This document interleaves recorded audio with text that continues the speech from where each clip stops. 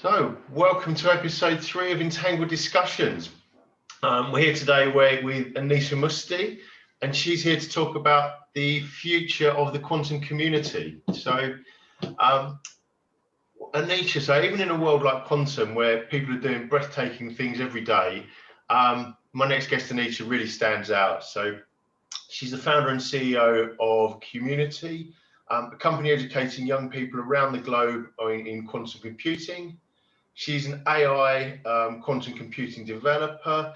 She's made novel breakthroughs in the fight against Parkinson's disease. She works on machine learning, advanced business, plus a lot more. Now, all this would mark anyone out as hugely talented. But when all of this is worked around a 15-year-old's high school schedule, you know you're dealing with someone pretty special even in these circles. So it gives me great pleasure to introduce this week's guest, Anisha Musti. Hi, thank you so much, John, for having me and saying all those kind words. I'm really excited to talk about the future of quantum and what we're doing at Q-Munity. So I'll just go ahead and share my screen. Can everybody see this? Yep. Awesome. So, hello. So I'm Anisha Musti, and I am 15 years old. I like to call myself a quantum computing enthusiast because that is what I am. I don't have a formal education in quantum. I'm just really enthusiastic about it. So I've told this story before a few other times. So if you know me, you might have already heard this, but when I was 14, I watched a YouTube video that changed my life. It was a YouTube video just explaining the basics of quantum computing. And prior to the video, all I knew about quantum was that from Marvel, that it could shrink Paul Rudd down to the size of an ant. And while that is pretty cool, what I saw in that video showed me that that Marvel movie is actually closer to reality than I could ever have thought. So I went into quantum computing, and once I started learning about it, I couldn't stop learning about it. I love the technology a lot, and it was a super fascinating topic. And a lot of people frequently ask me, like, when was the moment like you knew that quantum computing was something that you'd like to do at just like 14 years old? And I remember that someone told me that the electron, it doesn't actually look like the dot that you learn in chemistry class, and it doesn't just look like that's like circling around a nucleus, but it's more of a cloud shape. And just hearing that and like the actual depth to which quantum computing actually goes and quantum mechanics, that's what really sold me on it. So I wanted to teach this to myself. And I kind of had to go through a lot of struggle for that because I wasn't an expert in anything before this. Like I was just taking like freshman chemistry, and I had never written a real line of code before, just like in my comp sci class, but not really outside of that. And I took a lot of courses I could find on the internet, and I did a lot of messaging to professionals in the quantum space so I could get guidance, feedback, and even advice on how I can learn this field. So as I was doing these calls with researchers and experts in the field, I noticed something throughout all of them. And one instance in particular stood out. I was on a call with someone in the quantum field, and they told me that it would probably be a good idea to pause on what I'm trying to do in quantum and wait until after I had my PhD or my graduate's degree. And it was kind of a bummer because I really wanted this to be something that I could do. I was really excited about it. And after the YouTube video and after all the researching I did after that, I thought, why not? You know, like there's Qiskit, there's libraries, why can't I do it? So I decided I was going to pursue it anyway. I mean, after all, if I understood the YouTube video, it's totally accurate that I can understand the entire field. But anyway, it turns out I made the right choice by sticking with it. Soon after, I started doing some experiments, mostly replicating what other people tried to do, like quantum teleportation, like Shor's algorithm, and I started publishing my learnings and experiments on Medium, where I actually got over 1,000 reads on some of my posts, and eventually my work even got featured on publications like the Quantum Daily. And I saw support from people all over the world just coming in comments and DMs, and even all of you listening today are just like demonstrating how good the quantum community is. And this showed me that the person who told me that I can't do it is pretty wrong, because I can, and it's all because of people like you who are giving the support.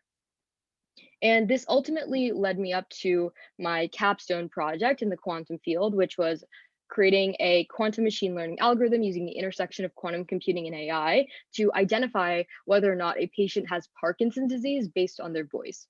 So for Parkinson's, you can actually use speech features, which is like the tone, the waver, the jitter in someone's voice to detect if they have the disease before it's even apparent to doctors. And with diseases like Parkinson's, because there is no actual cure, the earlier the detection, the better the treatment. And you can actually slow it down a lot. And the algorithm allows for that.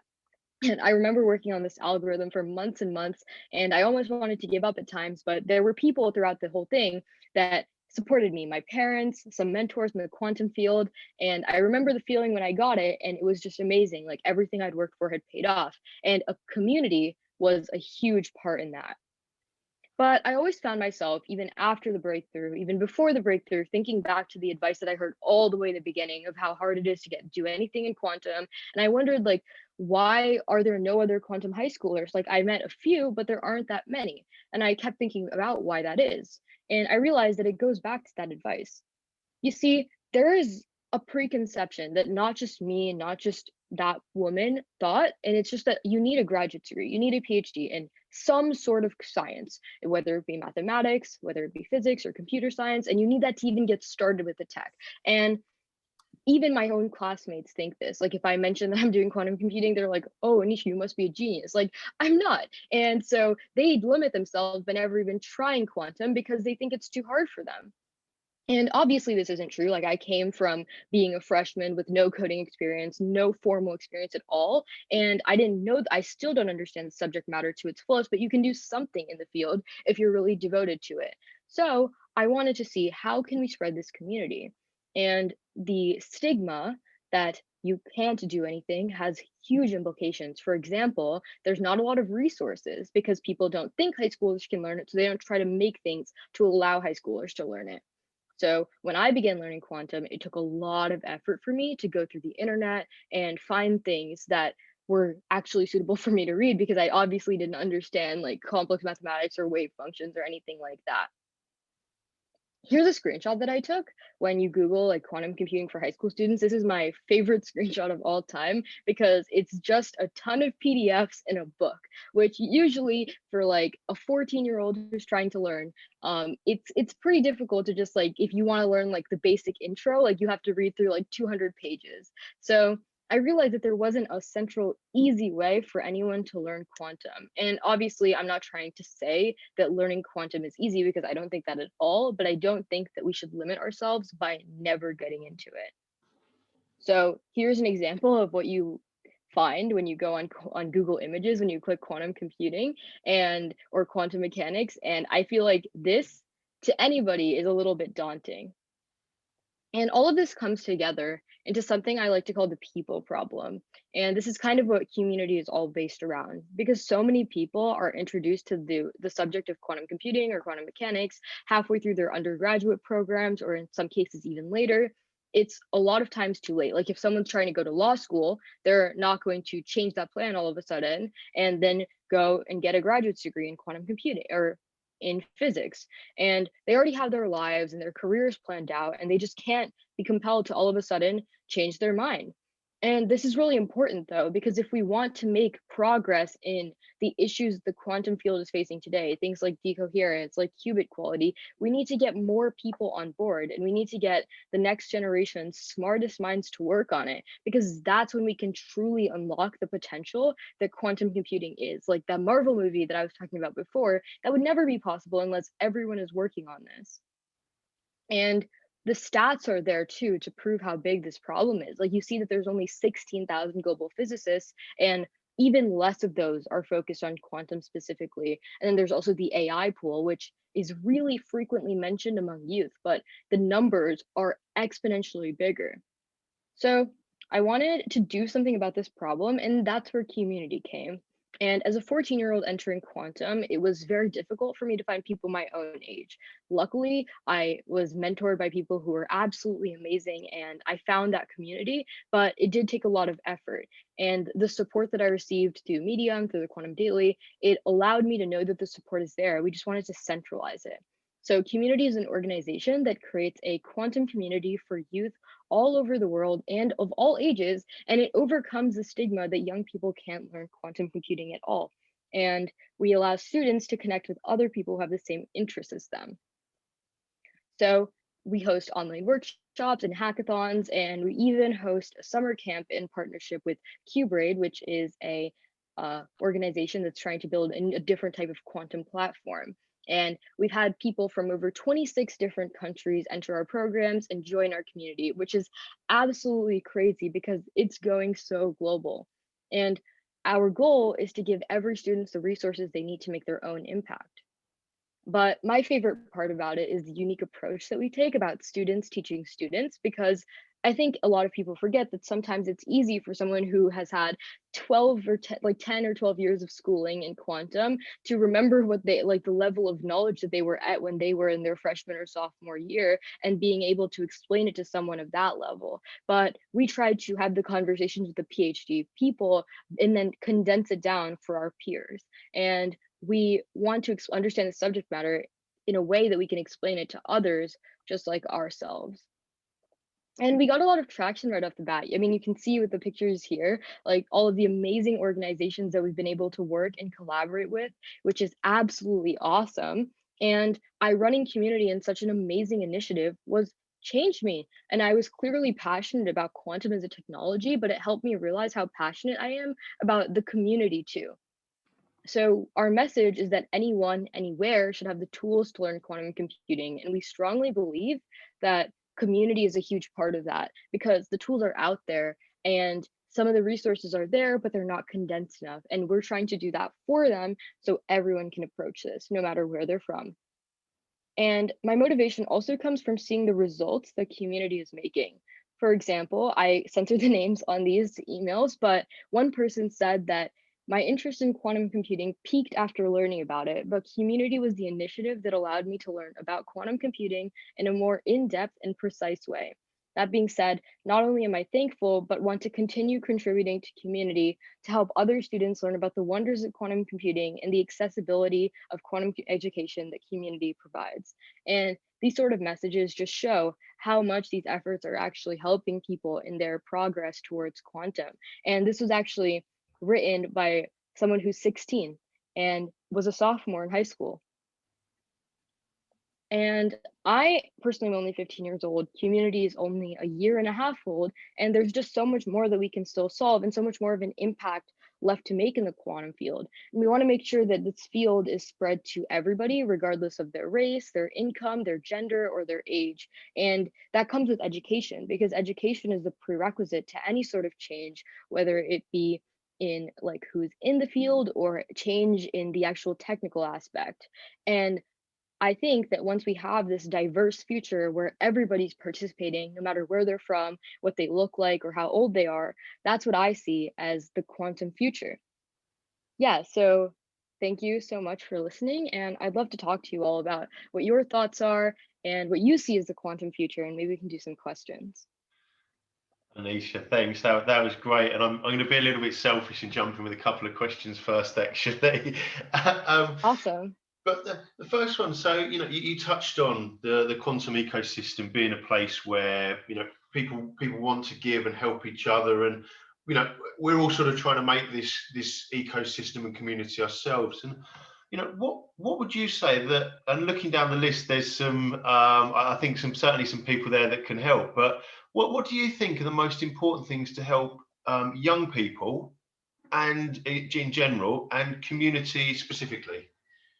Yeah, I think for me, what I noticed was quite difficult was if I had a question, who would I ask, that type of thing, because it's like sometimes I would try to ask my like math teacher or my like chemistry teacher, and they'd be like, I don't know what to tell you. Like I have no clue. And so and it's a lot of times you don't, even if you do know the person, like I did, I was doing the networking with people on LinkedIn, on email, but I felt like I didn't want to talk to those people necessarily for all the time, because they'd be like, oh, what if this is a stupid question? You know what I mean? Because it's like a 14-year-old like pestering some adults to answer some like one-off question. But if it was someone my own age, I wouldn't have the same qualms.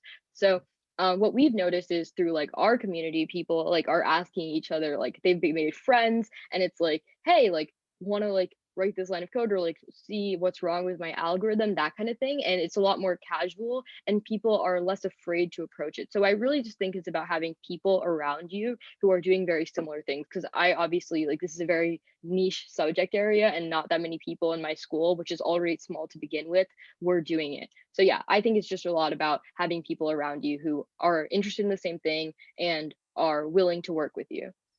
And as someone else, someone who doesn't have a PhD, I can feel your pain on that gap between the sort of the public press and then postdoc peer reviewed papers in journals. Yeah. So I know how that feels. Yeah. And then given all how much you've achieved at such a young age and all the things you've done, what challenges are you most looking to overcome in the future? Sorry, could you repeat that? It just broke up just a little Yeah, bit. so given all the things that you've done already, what are the challenges you're most looking forward to solving in the future? What are you up to next? Yeah, so what we're up to next is we want to make this integrated into teachers. So right now we're focusing very on like a students first approach. So we sign the students come to us and they educate themselves, but why don't we start with the teachers? So the teachers can use their students and we don't even need to have the students come to us. And that's kind of what we're focusing on right now, building up that curriculum and then distributing it to people. So maybe it can be like one unit at the end of like a high school curriculum. Cool. And then as kind of a wider note, so for people born in the last century, the classical computer, that changed everything. We're on the cusp of the quantum computer. How do you see that developing for people like yourself born at the start of this century? Ooh, hello?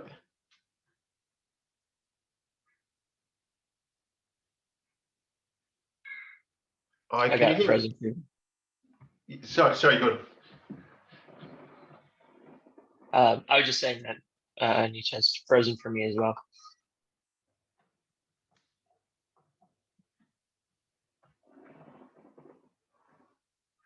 Sorry, please, Colin, please.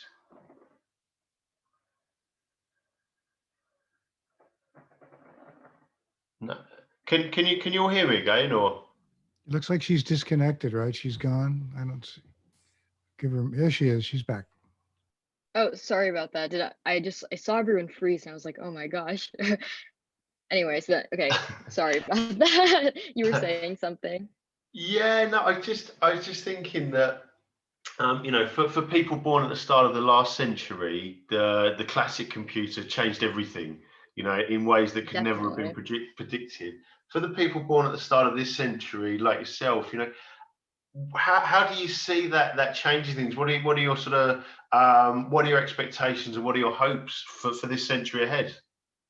Yeah, I mean, I think we all know just like the power that technology has. So, I mean, I think it has its benefits and its harms. Like, obviously, I don't think that it's amazing that now like 5-year-olds have iPods, but I mean, that is kind of like the world that we live in. So, why don't we utilize the fact that 5-year-olds have iPads to maybe like advance their education or make them like, or bring them something that like the typical way of education can't do. And so we're trying to use the internet and the way, the fact that so many more people are getting like some sort of phone or some sort of internet connection to spread education. So for example, like our community is not like centered in any place. It's very, very like decentralized, distributed all over the world. Like someone in our community, we have like someone from India and for someone from Brazil who became like really good friends and they worked on an algorithm together, that's nuts. Like they would have never have met before and they're like the same age. So yeah, that kind of thing. I think it's really an amazing thing that technology is doing. So literally the community. Yeah, exactly.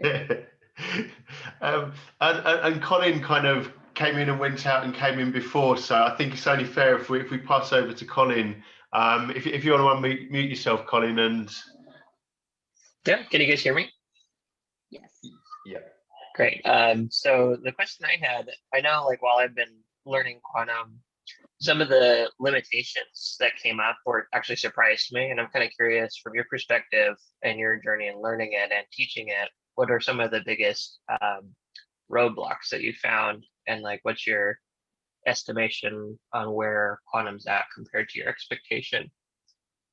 Yeah, so the biggest roadblock from teaching it that I think is a lot of people is just demotivation. I think if anyone has like passion, they're able to continue, they're able to find their way, right? If you have passion for quantum computing, you can find the resources, you can like put in the effort to go connect with people. But a lot of people can't get that passion until they start learning in the first place, which is why like you have to, it's like you have to, it's a very weird thing because you have to get the passion first and then learn. But the only way to learn is to get the passion. So it's kind of, it's just, there's no solution. So that's kind of what we're trying to do right now, is we're trying to get the introduction and spark passion in people so then they can pursue like their undergraduate degree and actually continue. Because obviously like we're not trying to like replicate a PhD, like that's not our point. Our point is to like spark passion, like make people find the other ones who are like, oh, I really love this, like let me actually put in the effort to now go learn it. And people do get demotivated, like it is hard because it's like people are like, oh yeah, like go learn multivariable calculus and then like linear algebra, and that's, and like, of course like that is important, but it's just not something that people want to hear like right off the bat when they start like, what is quantum, you know? Quantum is a field. I think that one of the biggest things is, again, like I mentioned, it's the people problem, right? Like this is something that happens in all fields. Like you got to have the diversity, you got to have people working on it, because no, the problems aren't impossible. Like we can like improve error correction, like we can reduce decoherence, that kind of thing is possible. But if we have everybody working on it as opposed to like a very small group, that the possibility of us achieving that is very likely, as opposed to like a lot smaller probability when you have less people. Yeah, that makes sense. And I definitely noticed that a lot of the time it does just jump into the learning resources, just jump into the details. So yeah, I do think that storytelling is really important. It sounds like you made a really good progress with that. Yeah. And Anisha, just following on, obviously, we spoke before about the things that we can, that you need to sort of help community and young people in general. You've got a great audience here. Is there anything specific that people can do? Practical. Sorry, let me just. Yeah, is there any sort of practical assistance we can offer that we can help to move things along for you?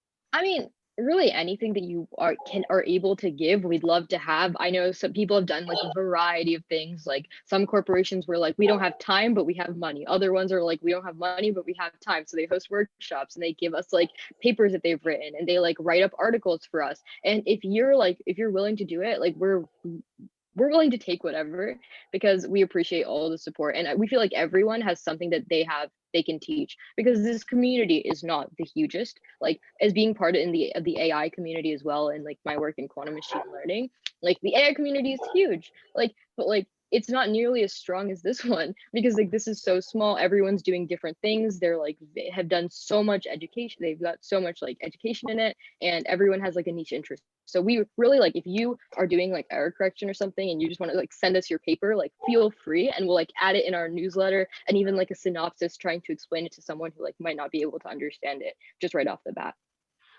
When anything like that, I think, if, from my perspective, let me know and I can try and get that into the right sort of groups if there's any puzzles you've got.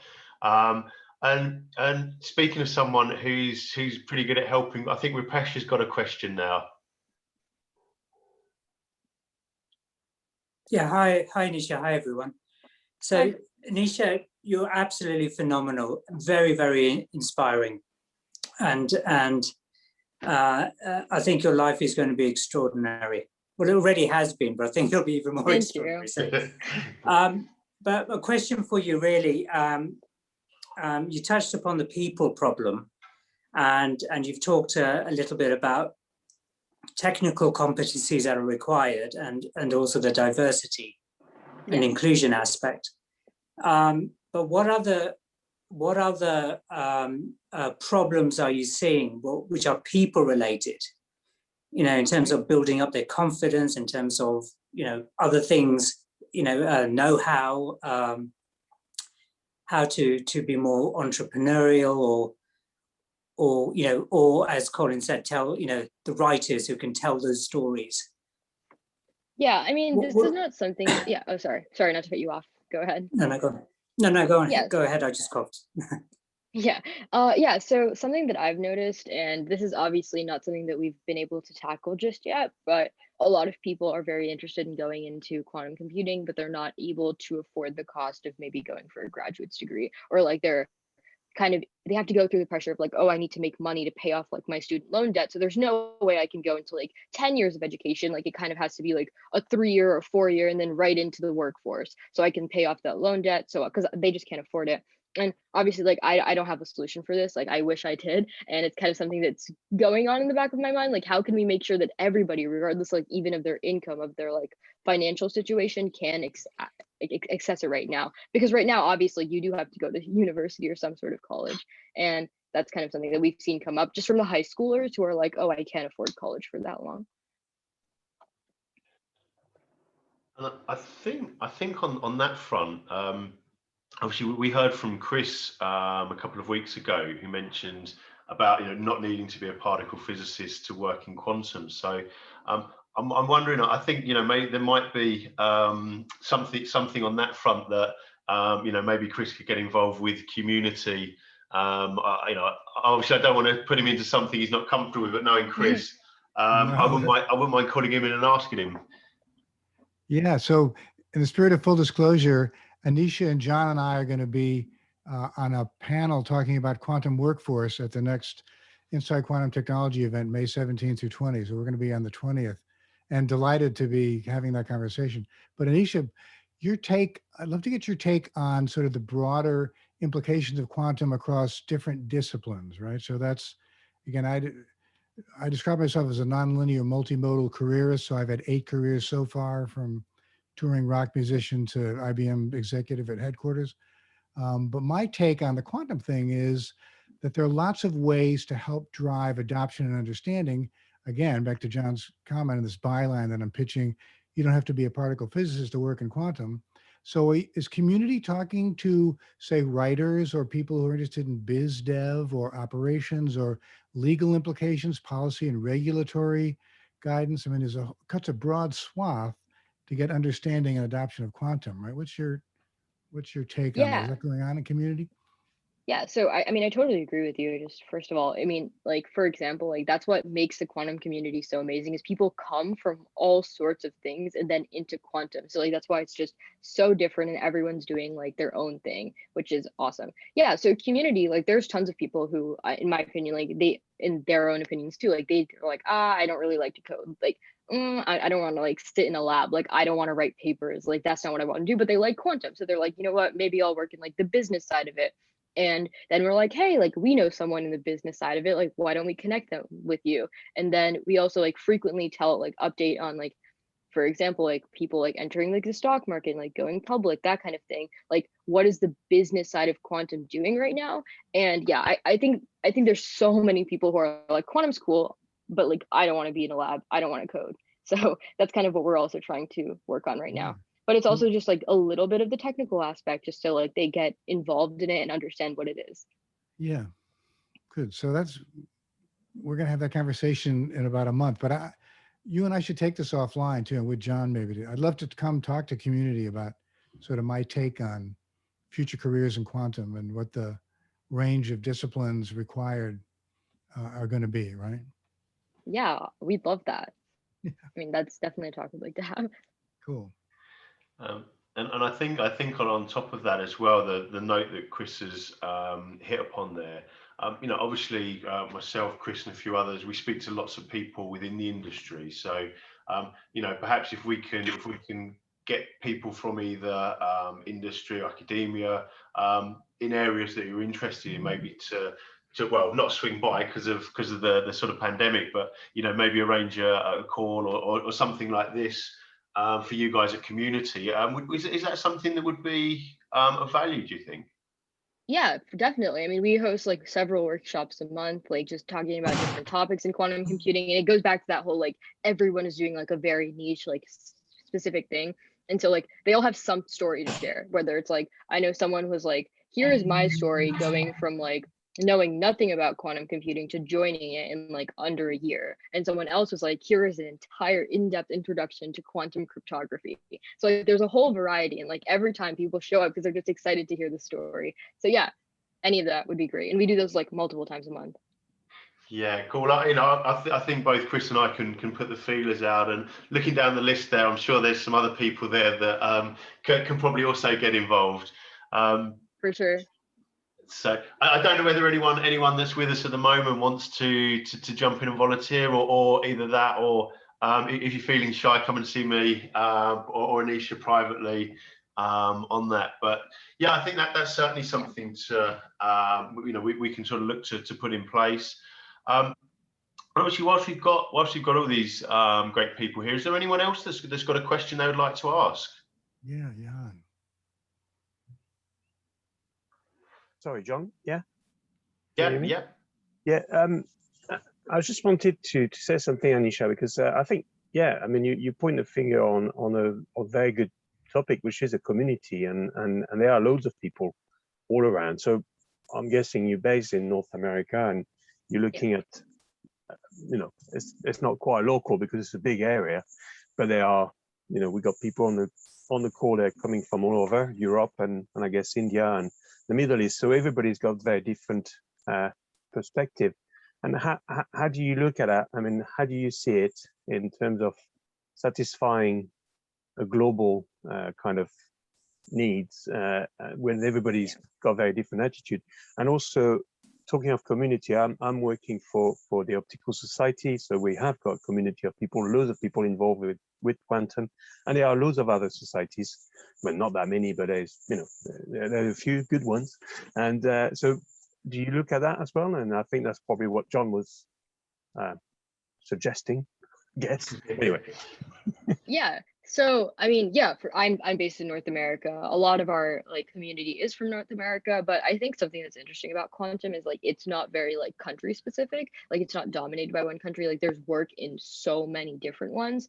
And so far, obviously, because our content is in English, our resources are in English, we've mostly just been able to hit the English speaking populations of the countries that we're in. So like if we go to Brazil, if we go to India, if we go to Indonesia, if we go to any of that, it's just the English people who are able to access our content. And we are trying to figure out a way, how can we get like even those people who aren't speaking English? Because like, for example, in Russia, like we met someone who has been doing like 20 years of like research in particle physics and has done amazing things, but it was they don't speak English. And we have someone on our team who is actually bilingual and speaks Russian and English. So that's how we met this person. So but how can we make sure that person is able to convey their story to our community just as well as any other English person maybe? So that's kind of something that we have in the back of our heads that we're also working towards, because obviously like the language barrier is a thing that affects everybody, and we don't want that to be something that's stopping the community from growing.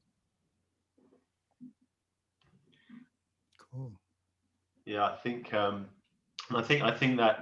theme of that Rupesh mentioned last week, that quantum doesn't discriminate. Obviously, the language barrier is something that to overcome, but that should be less of a problem, I think, in the long run than some of the other things. Definitely. Hi, Rigel. Ask Anisha, what's the next event? And can we sign up on your website, or how do we find out about all the cool stuff you're doing? Yeah, so we have a newsletter that we send out every week on Thursdays at 7 p.m. So you can sign up for that on our website. We also have, so that will keep you updated on everything that we do. And we also include like the frequent news in quantum. Our next event is a hackathon for high schoolers and undergraduate students. So if anyone wants to speak at it or judge at it or be a mentor at it, we'd love that. I mean, like, you would be able to see like the amazing work that young people in this field are doing and give them advice and support along the way. So that is happening on May 29th to 30th. So a little bit over a month. But yeah, I would really recommend signing up for the newsletter. I mean, we put a lot of effort into it, and we think it's like the best way of just like keeping up with what we're doing. Cool. I definitely will. And I noticed a few people were writing that down as you were saying that. So, And so, Rigil, I think you were coming in just a second ago. Interrupted, sorry. Yeah, that's right. I was busy with something else, so I joined a bit late. Sorry for that.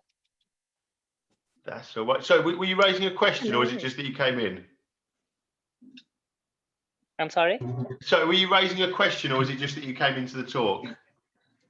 I just came into the talk to know more about the community. Yeah. Okay, no, that's fine. So I think Jonathan had a question as well, or a point to make. Jonathan? It was really just a comment about the QEDC. I don't know if everyone is aware of that, but the QEDC has a lot of resources that they're offering. A website that also has a place for students to upload resumes and find job opportunities and internships and so forth in the industry. But the other thing that I think would be very helpful based on the conversation here is the fact that they have conducted a couple of surveys. The most recent one was at the end of last year. And this survey was fairly comprehensive. It surveyed dozens and dozens of companies from all different segments of the quantum industry, and asked about what work roles those companies were looking for now and in the near future. It listed also, or it asked and then gathered information about what specific skill sets were required for each work role. And then along with that, also what degrees were viewed as most important to support each of those work roles. So all of that information was in their survey, and is something that should be tapped into, I think, by this community. And on top of that, they even host monthly, what we call poster sessions, student poster sessions. So they invite students to provide very brief overviews of their research projects, both undergraduate and graduate students. And it exposes the students, as well as obviously their research, to all of the people they invite, which are, again, the industry, quantum industry, as well as the academic institutions. And they are going to be, they've started, but they're slowly rolling out this effort outside of the US. Up to now, it has been a US-centric organization. But I just thought I'd mention that to people here if they weren't aware of that. Yeah, I mean, I was reading your comment as you were speaking, and I think the poster sessions and surveys are definitely something like I would love to work with. Do you mind sending the link to the website for any of the surveys or the poster sessions? Sure, I'll put that in the chat. Great, thank you. And was there anyone else who had anything to add and bring to the table? Because it seems you're on a good roll here. Okay. Well, as Chris has popped up, I think what you said before about developing some of these ideas offline, I think this taps into a few of the things that we've discussed previously. So I certainly think there's some good potential there, and Jan as well, possibly. And does anyone else have any questions? I think someone has their hand raised. Donica? Yes, I do. Can you hear me? Yep. Okay, I'm driving stick shift with a sick dog in the back. So. Oh, wow. Well, welcome to, my grandma said, Danica, be memorable. So I feel like I've nailed that. I verbalized, so I just want to make sure that I understand what I'm hearing, because I think coming out of the global pandemic, I'm always looking for not just opportunity, like the ray of sunshine or the positive, but actually opportunity in terms of action. What can we do next? And so we say, oh, we want to rebuild the world, or we want to make it more just and equitable, or we want to find opportunities. So if I can just articulate what I think I'm hearing, and you can course correct or just give me congratulations. Sounds like we've got an opportunity to bring a diverse population in terms of, I think one person was speaking about globally, like people from all over the world, and then certainly people with diverse backgrounds in training, like artists. You don't just have to be, a quantum physicist. There's training available, and we can solve problems through quantum computing and the technology available that can exponentially, positively change our world. And so one talk I sat in this summer, which gave me a glimmer of understanding, was looking at using quantum computing to try to find a replacement in agritech for nitrogen and the pollution that comes out of, our agriculture and pesticides. But that it's really hard to crunch all of those numbers, and even something like AI can't really tackle all the multiplicity of different molecules that come together. So if I take that one example, I hear what you're saying and I extrapolate. What I think I understand, and I'd like you to just clarify, is there's a real opportunity for people on the business side, the tech side, even an artist or creative background, to come together and say, okay, how do we innovate? What are our biggest problems? And we have this immense power that we can harness. And it's not really 10 years off, which I think I'm in some AI communities, and when I talk about, or just business communities, when I talk about quantum, they think it's really far away, but it's actually like actionable. So number one, is that what I'm understanding? Like, you can get a job in this area and you can get training if you don't have it. And that could be now because there are business opportunities. So that's one. And then the next is, there's a lot of people that are out of work, certainly in North America because of the pandemic, or need reskilling or upskilling. And then just globally, there's a lot of people that are seeking opportunity. So it sounds like you're using community-based practice to bring people together and learn. And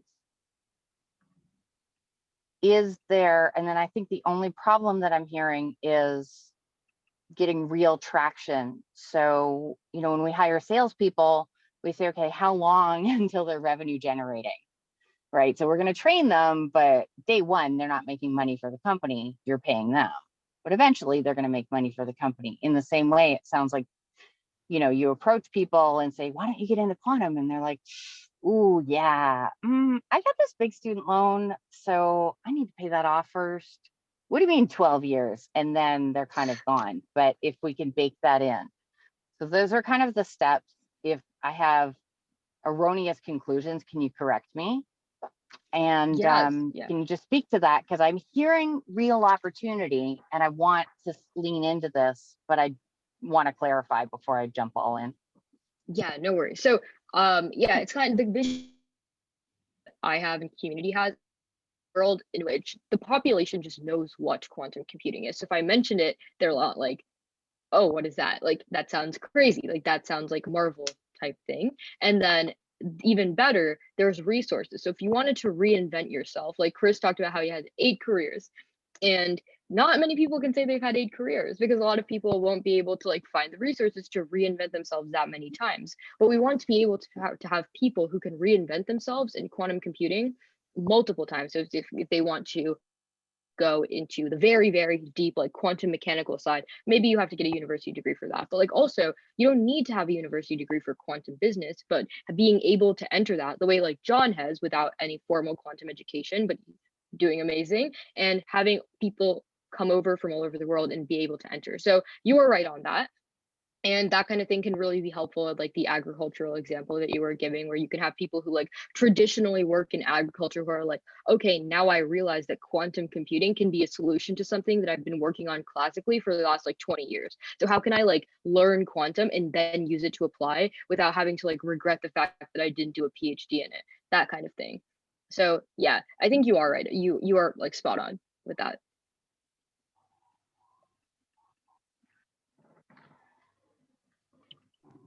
You just made my day. I'm happy to hear it. Sometimes I get creative and start telling stories, so I like to verify, but I think this is exactly what the world needs right now. That's awesome. Thank you. Thank you. And hopefully the dog's feeling better soon as well. Definitely. Yeah. It could be good for ecology as well, quantum computing. So, and is there anyone else that wants to bring anything into the conversation? I could ask a question. Anisha, is there anything around how the popular press treats quantum computing that just makes you cringe? Yeah, so this is something that I've noticed, just like the way that like people who like don't understand, like not necessarily that they can, but that people who are like, oh, like you must be like a child genius. And I'm like not really. Like I just like wanted to learn quantum, so I did. And I'm like that kind of like, this is like, oh wow, like this is so exceptional because you learned quantum, kind of makes it really daunting. And that's one aspect of it. Like they treat it as something like so hard to learn. So if I did it, it must be something like about me, not that I just wanted to do it. If I'm explaining that properly, it's like they kind of treat it as something that like, oh, not everyone can do this, but it is, everyone can do this, because like everyone who's come into community and like wanted to do it has been able to do it. And I think that's one aspect of it. And then the second aspect of it is that they treat it with a lot of hype. So when people come in, and I think this is kind of something that we all know, is it's like, oh, quantum computing can do X, Y, and Z. So when people come in and they hear like what's actually going on right now, that like doesn't live up to their expectations. So they're like, oh, like this all just sucks. Like, why would I work on something that has like comes to fruition in 50 years? Like, what is the point in that? I quit. And I think that's like the two biggest things that I noticed. It's just like the fact that they treat it as something like really, really difficult, which is not to say that it's not, but they treat it as something that like even like quantum physicists are like, oh, like that guy, like he wrote a paper in quantum physics, like genius. And it's like, some of them are geniuses, but not everyone is. And it's like, if you want to do it, you can. And that's kind of like the message that like Q-Munity tries to push, to go against the popular media, which is like, this is only for geniuses and like Ant-Man. Thank you. Yeah, that your candor was appreciated. Yeah. And then Louis was interested in quantum for biomedical applications. So I know obviously you've got a background on the medical side of things. You know, have you seen much in terms of where the opportunity is, where the community is, what innovation there is, and what sort of hot topics there are from you know, either from your background as an AI quantum developer or community, or the work you've done yourself? Yeah, I mean, personally, I think that quantum has the ability to integrate with like almost every field there is, similar to like what we see with artificial intelligence today. And especially because it integrates with artificial intelligence, I think we all know like the impact that AI is making on the medical field. Like if you know that you can integrate quantum with that, like there's so many possibilities. And for example, like the Parkinson's algorithm that I made, like that's a perfect example of like quantum computing revolutionizing like an already existing like AI algorithm that can binarily detect disease. And using speech features, you can actually enhance that to take in more data and compute faster. I actually had one question related to this, which is one of the hard things I've found is finding algorithms that are actually faster than classical algorithms. Some of them are just toy problems, and like how much faster, it's like hard to hunt for the information sometimes. Wondering if you found specific algorithms that like had big speed ups that you're impressed by. Yeah, so the one that I did was a quantum support vector machine, and I noticed that was faster by like, I think it was like, it wasn't by a lot, it was like 1.9 or something, but I think it's still like a very like nice feeling. It's like, oh, I'm 1.9 times faster than a like classical computer. So that was one that I know. And then like QAOA, like there's a few, yeah, that I think are definitely like a little bit faster. But it's also just about like, I think how it's not the like algorithm itself, but just like how it was created, like what kind of like how you set up the circuit, that kind of thing. And yeah, thanks. And then we had another question from Meg Hanad. If you can unmute. Hi, Anisha. Extremely great initiative. So I just wanted to know, are there any resources which are available in different local language. So, for example, I come from a West Coast Indian small village, but I did my bachelor's and master's in physics, and I'm doing my PhD here in Germany and molecular dynamics and quantum mechanics, all those things. So for me, in order, like, I didn't know what quantum mechanics was till I went to my undergraduate. So we do not have this learning resources available in our regional community. So do you know any communities which essentially trying to introduce these resources in certain different languages other than English? So that it's a lot of people. This is essentially 35 million people. Yeah. You know, it's not a small amount. Yeah, definitely. So I was actually talking about this a little bit before, but one of the biggest challenges communities right now facing is that we have people, like I gave the example of someone that we met who lives in Russia, who's been doing 20 years of like physics research and wanted to give a talk, but like we were barely able to communicate with them. We just have a bilingual team member who was able to make that bridge. But yeah, so right now we're kind of thinking, like, how can we make these resources more distributed? Because it is exactly what you're saying. Like, I don't know any resources that are available. Probably what is the local language? I speak Malayalam. That's my mother tongue. Yeah. Oh, actually, that's what my family speaks as well. One of the languages that my parents speak. Yeah, so that's awesome.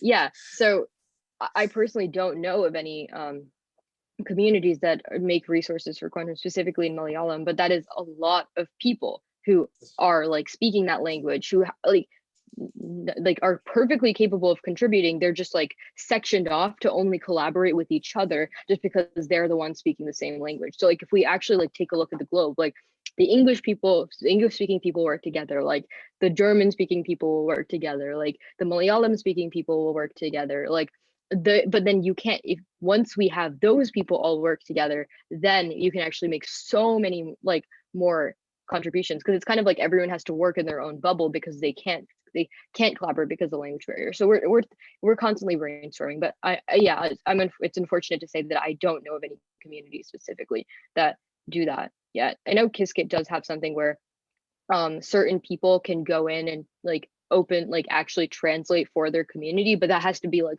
on someone, like if someone from the Malayalam speaking community to go in and then translate it for themselves and then distribute it, which a lot of people do, but sometimes like it's a burden of one person to start that. And yeah. Sure. Thanks. Maybe something I can work towards. Yeah. There's a lot of my friends are also working in the same field. Yeah, exactly. Like we'd love to work with people who like translate all resources, because I think like it's very important. Sure. Thanks. Great. Yeah, no problem. And I think it's these sorts of conversations and people working together that leads towards these sorts of developments. You know, this only happens through interaction. So, you know, obviously what you're doing with community is a great step. You know, hopefully what we're doing here is a little tiny step on the way as well. So, and John, if you want to unmute and come in, please. Thanks. Hi, Anisha. That was a super awesome talk. You're crushing it, and I'm sure you're going to continue crushing it. I had a question. Forgive me if it's a little too specific, but right, a lot of us in this community kind of go through a very similar training with all these courses, and take a very long time to get to where they're actually contributing to this field, like you kind of mentioned. And I always have in the back of my mind that because we all have the similar type of training, that we may all have learned very similar thought processes and try to tackle problems in similar ways because of that. And I was wondering if you or anyone around you had any like maybe specific instances where your relative inexperience with that kind of formal training was actually an advantage to you in the work that you were doing.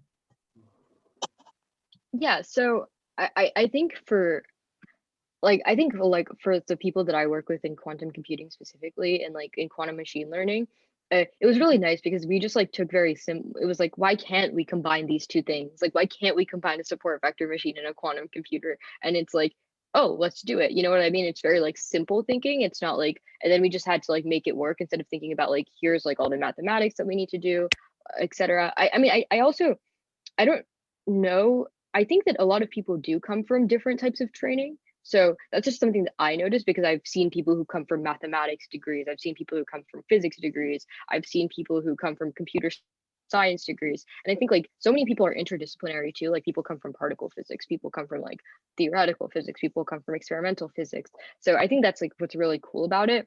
And I don't know, like, for my experience, when people like, when I was working with like a pure AI developer, when I was working with someone in quantum error correction, it was just, there was a lot more yield because it's like you are all coming from a different like train of thought. And then when you combine those together, it's more than one person can usually do because like you obviously will not be an expert in all three. So yeah, I found that pretty helpful. I don't think it's ever been like a huge benefit. It's been more of like when you're combining with other people.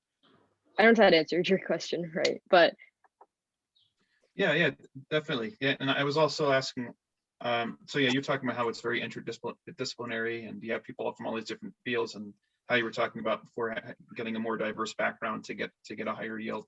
And I was also just asking more about the fact that you're coming from this younger perspective where you haven't had to think about all this math in as much detail. And if that was actually something that you found to be, I mean, you kind of answered that by saying, yeah, why don't we just connect these two things? It's that simple. So I'm happy to hear that. Yeah. That's something that's actually useful for you, because I always kind of imagine that it would be nice to have that type of different perspective, not necessarily from different type of training, but also just like a fresher, younger, maybe and then a more global perspective for that reason. So thanks for your answer. Yeah, thank you.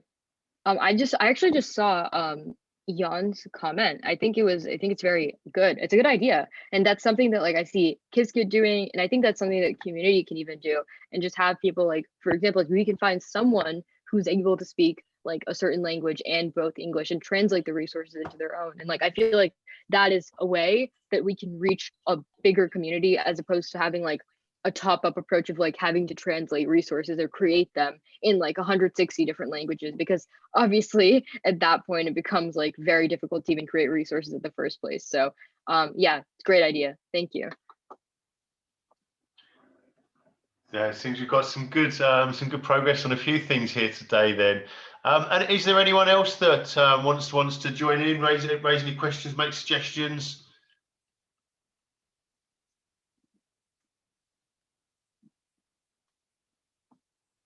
Well, I certainly think there's been some good ideas mentioned along the way here.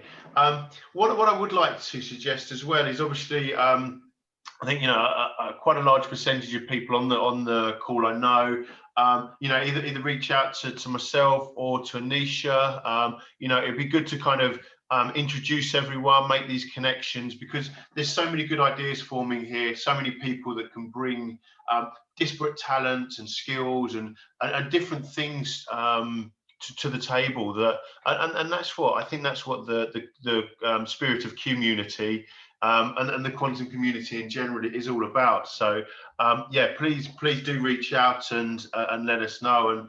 And obviously, Anisha, thank you so much. It's been absolutely brilliant, and it's always really good sort of listening to you and hearing you engage with people that have come into the chat. I think it's always really great to hear, and it's nice that the people can move these things on and demonstrate that the different perspectives of the quantum community all have this same ethos. And I'd also like to mention as well, next week, so the same time next week, Tuesday the 27th, Anisha will be back, as will Chris Bishop, and as will Rupesh Srivastava. So we've got a panel discussion with all three of our guests. If you've missed any of the talks, I suggest looking on the Entangled Discussions YouTube page. And yeah, I can't wait for the discussion to see what angles that goes off at. But Anisha, before we go, is there anything else you'd just like to add? Yeah, I mean, thank you all for coming. I think like the fact that you all even showed up is just amazing. Like this community is so strong, and like that's what I've noticed from day one. Like when I was just like 14 and like I want to learn quantum. it just like is reinforced every time I do something like this. And I'm just like, it's amazing. So yeah, thank you so much. I know that some people have even reached out to even get involved with the community, which is like still even better. And I'm excited to work with those of you who have and in the future. And for the rest of you, I'll see you soon. Thank you. Thanks for joining us, everyone, and see you all next week.